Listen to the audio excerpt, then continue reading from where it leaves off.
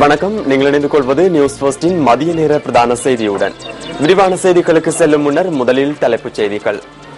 தடுப்பு காவலின் கீழ் வெலேசுதாவிடம் விசாரணை முன்னெடுப்பதற்கு நீதிமன்றம் அனுமதி. கேபி வெளிநாடு செல்வதற்கு விதிக்கப்பட்டிருந்த தடை உத்தரவு எதிர்வரும் 26ஆம் தேதி வரை தொடர்ந்தும் நீடிப்பு. இந்தியாவில் தடுத்து வைக்கப்பட்டிருந்த இலங்கை மீனவர்களின் 5 படகுகளை விடுவிப்பதற்கு ராமநாதபுரம் நீதிமன்றம் அனுமதி.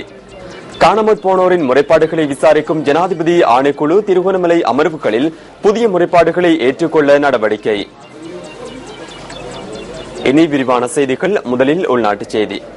பிரபல போதைப்பொருள் கடத்தல்காரரான வெலேசுதா என்று அழைக்கப்படும் சமந்தகுமாரவை மார்ச் 23ஆம் தேதி வரை தடுத்து வைத்து விசாரணை செய்வதற்கு நீதிமன்றம் இன்று அனுமதி வழங்கியுள்ளது.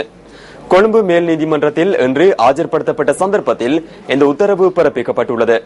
போதைப்பொருள் விநியோகம் மூலம் 17 கோடி ரூபாய் பெறுமதியான சொத்துக்கள் வாங்கியமை தொடர்பில் வெலேசுதாவுக்கு எதிராக மேல் நீதிமன்றத்தில் வழக்கு தொடரப்பட்டுள்ளது. சந்தேக நபர் அண்மையில் பாகிஸ்தானில் கைது செய்யப்பட்டு நாட்டிற்கு அழைத்து வரப்பட்டிருந்தமை குறிப்பிடத்தக்கது.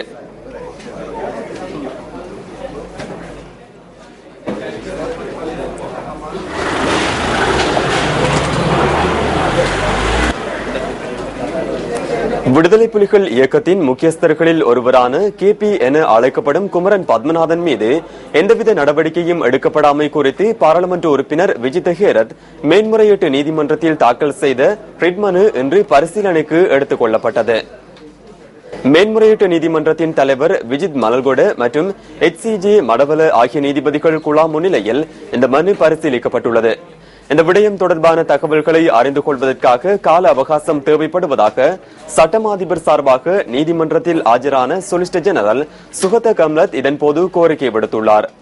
போலீஸ் மா அதிபர், பாதுகாப்பு செயலாளர் மற்றும் ராணுவ தளபதி ஆகியோரை சந்தித்து தாம் இந்த விடயம் தொடர்பான தகவல்களை அறிந்து கொள்ள வேண்டியுள்ளதாகவும் அவர் நீதிமன்றத்தில் குறிப்பிட்டுள்ளார்.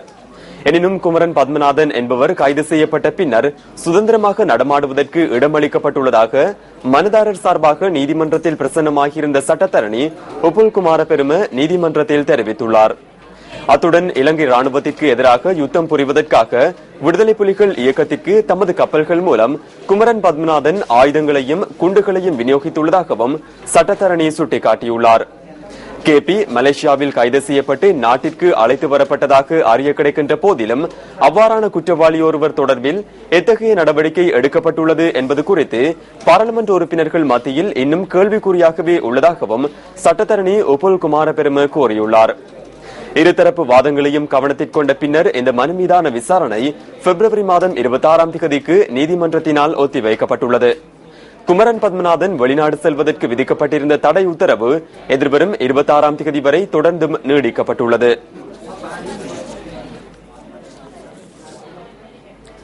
இந்திய கடல் எல்லைக்குள் பிரவேசித்த குற்றச்சாட்டின் பேரில் பறிமுதல் செய்யப்பட்டிருந்த இலங்கை மீனவர்களின் 5 படகுகளை விடுவிப்பதற்கு ராமநாதபுரம் நீதிமன்றம் அனுமதி வழங்கியுள்ளது. இந்த படகுகளை விடுவிப்பதற்கான உத்தரவை ராமநாதபுரம் நீதிமன்றம் நேற்று வழங்கியுள்ளதாக தகவல்கள் குறிப்பிடுகின்றன. இலங்கை மீனவர்களின் படகுகள் தொடர்பில் தொடரப்பட்டிருந்த வழக்கை இந்திய அரசாங்கம் மீள பெற்றுக் கொண்டதாக நீதிமன்றத்தில் அறிவிக்கப்பட்டதை அடுத்து படகுகளை விடுவிப்பதற்கான அனுமதி வழங்கப்பட்டுள்ளது. இலங்கை மீனவர்களின் 5 படகுகள் கடந்த வருடம் மே மாதம் முதல் செப்டம்பர் வரையான காலப்பகுதியில் இந்திய கடலோர காவல் பிரிவினரால் பறிமுதல் செய்யப்பட்டுள்ளதாக அந்நாட்டு தகவல்கள் தெரிவிக்கின்றன. இதேவேளை நீண்ட காலமாக இலங்கையில் தடுத்து வைக்கப்பட்டிருந்த 80க்கும் அதிகமான தமிழக மீனவர்களின் படகுகள் ஜனாதிபதி மைத்ரிபால சிறிசேனவின் இந்திய விஜயத்தை முன்னிட்டு நல்லெண்ண அடிப்படையில் நீதிமன்றங்களால் கடந்த வாரம் விடுவிக்கப்பட்டிருந்தமை குறிப்பிடத்தக்கதாகும். காணாமற் போனோர் தொடர்பான முறைப்பாடுகளை விசாரிக்கும் ஜனாதிபதி ஆணைக்குழுவின் திருகோணமலை மாவட்டத்திற்கான அமர்வின் போது காணாமற் போனோர் தொடர்பான புதிய முறைப்பாடுகளை ஏற்றுக்கொள்வதற்கு நடவடிக்கை எடுக்கப்பட்டுள்ளது. திருகோணமலை மாவட்டத்திற்கான அமர்வு எதிர்வரும் 28ஆம் தேதி ஆரம்பமாக உள்ளது. பிப்ரவரி 28 மற்றும் மார்ச் 1ஆம் தேதிகளில் குச்சவெளி பிரதேச செயலகத்திலும், மார்ச் 2 மற்றும் 3ஆம் தேதிகளில் திருகோணமலை பிரதேச செயலகத்திலும் சாட்சி விசாரணைகள் இடம்பெறவுள்ளதாக ஆணைக்குழுவின் செயலாளர் HW குணதாச தெரிவித்தார். இந்த அமர்வுகளின் போது காணாமற் போனோர் தொடர்பான புதிய முறைப்பாடுகள் நேரடியாகவும் ஏற்றுக்கொள்ளப்படும் என அவர் கூறினார். காணாமற் போனோர் தொடர்பான முறைப்பாடுகளை விசாரிக்கும் ஜனாதிபதி ஆணைக்குழு வடமாகாணத்தின் முல்லைத்தீவு, கிளிநொச்சி, மன்னார், வவுனியா, யாழ்ப்பாணம் ஆகிய மாவட்டங்களிலும் கிழக்கு மாகாணத்தின் மட்டக்களப்பு மாவட்டத்திலும் ஏற்கனவே சாட்சி விசாரணைகளை நடத்தியுள்ளது. காணாமற் போனோர் தொடர்பில் பொதுமக்களிடமிருந்து 15,000க்கும் அதிகமான முறைப்பாடுகளும் பாதுகாப்பு படைகளின் தரப்பிலிருந்து 5,000க்கும் அதிகமான முறைப்பாடுகளும் இதுவரை ஆணைக்குழுவிற்கு பதிவாகியுள்ளமை குறிப்பிடத்தக்கது. கொழும்பு பல்கலைக்கழகத்தின் 4 பீடங்களின் விரிவுரையாளர்கள் பணி பகிஷ்கரிப்பை ஆரம்பித்துள்ளனர். உபவேந்தரை பதவி விலகுமாறு வலியுறுத்தி இந்த பணி பகிஷ்கரிப்பு முன்னெடுக்கப்படுவதாக விரிவுரையாளர்கள் சங்க சம்மேளனத்தின் தலைவர் பேராசிரியர் தேவக வீரகோன் தெரிவிக்கின்றார். விஞ்ஞானம், கலை, முகாமைத்துவ பீடங்களின் விரிவுரையாளர்கள் இந்த அடையாள பணி பகிஷ்கரிப்பில் ஈடுபட்டுள்ளதாக அவர் கூறினார். இந்த விடயம் குறித்து அறிந்து கொள்வதற்காக கொழும்பு பல்கலைக்கழக உபவேந்தரை தொடர்பு கொள்ள நியூஸ் ஃபர்ஸ்ட் மேற்கொண்ட முயற்சிகள் பலனளிக்கவில்லை. வெளிநாடுகளில் பணியாற்றும் இலங்கையர்கள் அனுப்பும் பொதிகளை உரியவர்களிடம் நேரடியாக விநியோகிக்கும் திட்டத்தை ஆரம்பிக்க உள்ளதாக இலங்கை சுங்க திணைக்களம் தெரிவிக்கின்றது. விசேட ஸ்கேன் பரிசோதனையின் ஊடாக பொதிகளை விடுவிக்கும் வசதிகளை பொதிகளை விநியோகிக்கும் நிறுவனங்களுக்கு ஏற்படுத்திக் கொடுக்க உள்ளதாக சுங்க பணிப்பாளர் நாயகம் ஜெகத் விஜயவீர கூறுகின்றார்.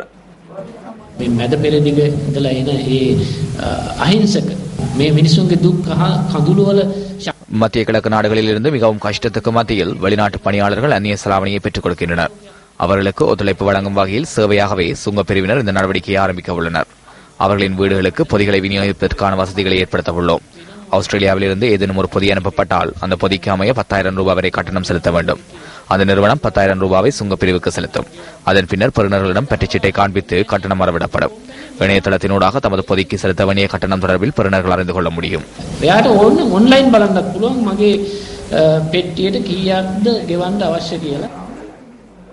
பாரம்பரிய மின் திட்டத்தினூடாக மின்சாரத்தின் தேவையை வெற்றி கொள்ள முடியாது என மின்சக்தி மற்றும் எரிசக்தி ராஜாங்க அமைச்சர் பாலித ரங்கே பண்டார தெரிவிக்கின்றார்.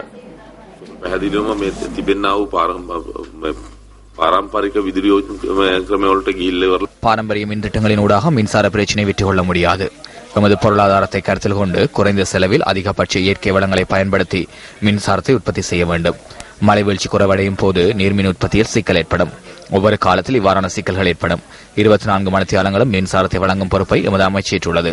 எமது அமைச்சுடன் தற்போது சுற்றாடல் அமைச்சு இணைக்கப்பட்டுள்ளது. இவை அனைத்தையும் முன்னோக்கி கொண்டு செல்லும் சட்டக்கோவையை தயாரிக்கும் திட்டம் ஒன்றை அமைக்க வேண்டும்.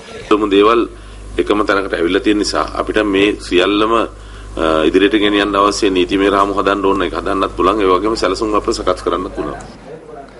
மேல் மாகாணத்தில் டெங்கு பரவுவதை குறைக்கும் நோக்கில் விசேட திட்டம் ஒன்று இன்று முதல் முன்னெடுக்கப்படுகின்றது. அதன்படி கொழும்பு உள்ளிட்ட சில மாவட்டங்களில் டெங்கு நுளம்புகள் பரவும் இடங்களை அழிப்பதற்கு சுகாதார அமைச்சு நடவடிக்கையை எடுத்துள்ளது. சுகாதார அமைச்சின் தொற்று நோய் ஆய்வு பிரிவு மற்றும் டெங்கு ஒழிப்பு பிரிவு ஆகியன இந்த திட்டத்தை நடைமுறைப்படுத்துகின்றன. ராணுவத்தினர், மக்கள் சுகாதார பரிசோதகர்கள் மற்றும் உள்ளூராட்சி மன்ற உத்தியோகத்தர்களை இணைத்துக் கொள்ள உள்ளதாக தொற்று நோய் ஆய்வு பிரிவின் பணிப்பாளர் டாக்டர் பபா பெலிகவடன தெரிவிக்கின்றார்.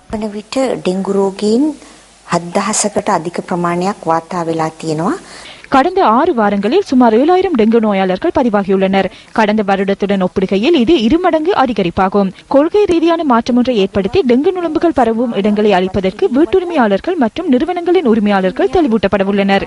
டெங்கற்ற சூழலை உருவாக்குவது தொடர்பில் கவனம் செலுத்தப்பட்டுள்ளது. கடந்த ஆய்வின் போது அவதானமிக்க இடமாக அடையாளம் காணப்பட்ட பாடசாலைகள் தொடர்பில் அதீத கவனம் செலுத்தப்பட உள்ளது.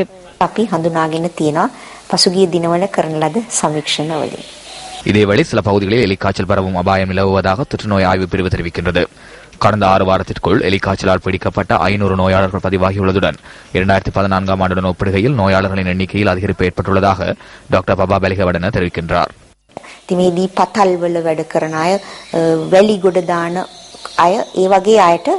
விவசாயத்தில் ஈடுபடுபவர்களுக்கு இந்த நோய் ஏற்படும் அவதானம் நிலவுகின்றது.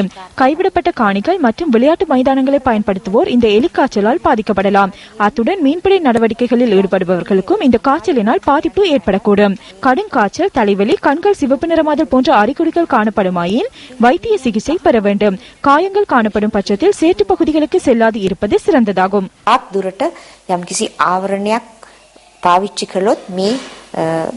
සත්‍යයෙන් එහෙම නැත්නම් මේ බැක්ටීරියාව ශරීරයට ඇතුළු වීම වළක්ව ගන්න පුළුවන්. மட்டக்களப்பு ஆரேம்பதி மாவட்ட வைத்தியசாலையில் ஆம்புலன்ஸ் வாகனம் இன்மையால் கடும் சிரமங்களை எதிர்நோக்குவதாக அந்த பகுதி மக்கள் தெரிவிக்கின்றனர். கடந்த 2 மாதங்களுக்கு முன்னர் ஆம்புலன்ஸ் வாகனம் விபத்துக்குள்ளான பின்னர் இந்த ஆம்புலன்ஸ் வாகனம் தொடர்பில் இதுவரை கவனம் செலுத்தப்படவில்லை என மக்கள் விசனம் தெரிவிக்கின்றனர்.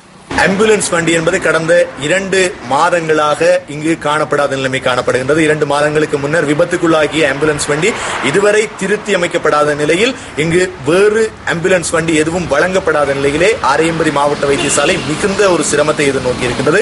குறிப்பாக ஆரையம்பதி மாவட்ட வைத்தியசாலையை நம்பி பல்வேறுபட்ட கிராமங்கள், புதுக்குடியிருப்பு, கிரான்குளம், செட்டிபாளையம், தாளங்குடா, ஆரையம்பதி சூழ்ந்திருக்கின்ற கிராமங்கள் இந்த வைத்தியசாலையை நம்பி இருக்கின்றன. ஆனால் இங்கிருக்கின்ற பொதுமக்களுக்கு அந்த ஆம்புலன்ஸ் வசதி இதுவரை பெற்றுக் கொடுக்கப்படாத ஒரு நிலையை காணப்படுகின்றது. தொலைவில் உள்ள கிராமங்களில் இருந்து வரும் நோயாளிகள் சிகிச்சைகளை பெற இந்த வைத்தியசாலைக்கு வருவதற்கு ஆம்புலன்ஸ் வாகனம் மிகவும் அத்தியாவசியமானது என மக்கள் சுட்டிக்காட்டுகின்றனர்.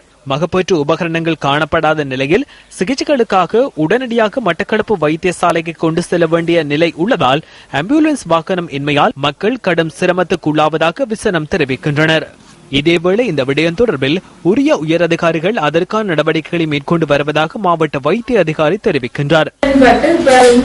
முடிச்சிருக்கிறாங்க, இனி அதை திருத்தி தருவாங்க. அது வரைக்கும் நாங்களுக்கு காத்தாங்குடியில இருந்தும் பாலமன் ஆஸ்பத்திரியில இருந்தும் ஆம்புலன்ஸ் மாறி மாறி நாங்கள் எடுத்துக்கொண்டிருக்கிறோம். அவங்க சொன்ன உடனே அவங்களும் திரும்பி வாரது இந்த வழியில் நடக்க இல்லை. நியூஸ் போஸ்டின் ஊடக மற்றும் தலைமைத்துவ செயலமர்வின் 173வது கட்டம் மாத்தறை வல்கம மகாநாம மகா வித்தியாலயத்தில் இன்று நடைபெற்று வருகின்றது. மாணவர்கள் மத்தியில் தொடர்பாடல் அறிவை மேம்படுத்தும் நோக்கில் நியூஸ் போஸ்ட் இந்த ஊடக செயலமர்வை முன்னெடுத்து வருகின்றது. ஊடக செயற்பாடுகள் தொடர்பிலும் மாணவர்களுக்கு இந்த செயலமர்வில் தெளிவூட்டப்பட்டது.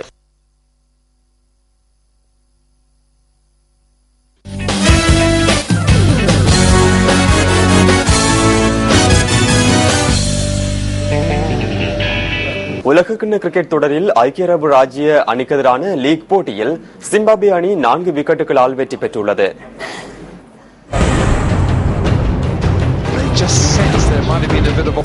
நியூசிலாந்தின் நெல்சனில் நடைபெற்ற இந்த போட்டியில் முதலில் துடுப்படுத்த ஆடிய ஐக்கிய அரபு ராஜ்ய அணி 50 ஓவர்களில் 7 விக்கெட் இழப்பிற்கு 285 ஓட்டங்களை பெற்றுக் கொண்டது.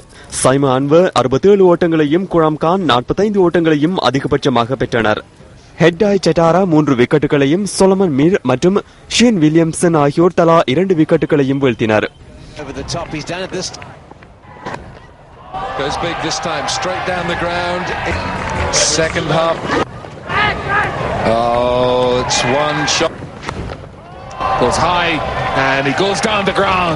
இருநூற்று 56 ஓட்டங்கள் என்ற வெற்றி இலக்கை நோக்கி பதிலுக்கு துடுப்படுத்தாடிய சிம்பாப்வே அணி 48 ஓவர்களில் 6 விக்கெட் இழப்பிற்கு வெற்றி இலக்கை எட்டியது. சிறப்பாக துடுப்படுத்தாடிய ஜின் வில்லியம்ஸ் 76 ஓட்டங்களை ஆட்டமிழக்காமல் பெற்றதுடன் பிரண்டன் டெய்லர் 47 ஓட்டங்களை குவித்தார். முகமது தாஹி 2 விக்கெட்டுகளை வீழ்த்தினார். போட்டியின் சிறப்பாட்டக்காரராக Sean Williamson தெரிவானார்.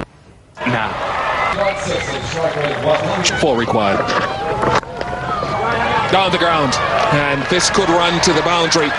It does run into the boundary. And Marshawn Williams, 76 not out.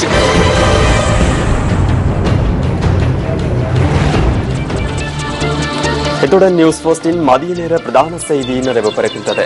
News போஸ்டின் மணித்தியாளர் செய்தியை 2:25க்கு எதிர்பாருங்கள். வணக்கம். Hotline 0114-896-896. www.newsfirst.lk. Feedback at newsfirst.lk.